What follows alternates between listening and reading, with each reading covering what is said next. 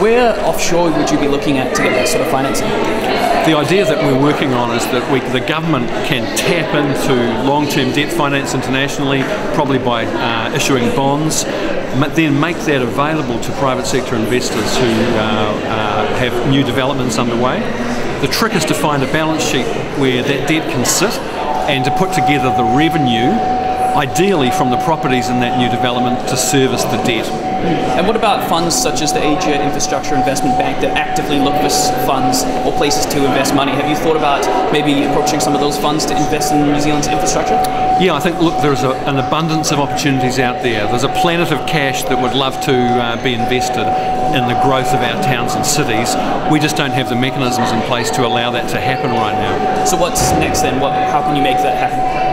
So we want to build on the progress that was made by the former government with Crown Infrastructure Partners.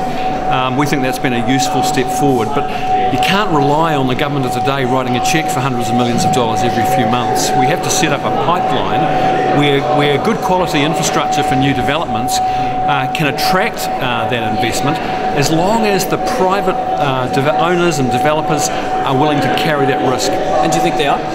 Yes, I do think they are, and there are a lot of jurisdictions overseas where precisely these kinds of systems are in place and working well. So it sounds like everything's sort of, the stars are aligning. What's next? What do you do to make this the next step into fruition?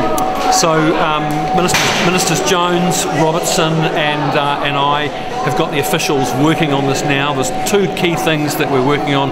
One is value capture, so the ability to harvest some of the uplift in property values around new transport infrastructure, and the second one is this idea of infrastructure bonds or tapping into longer term debt finance.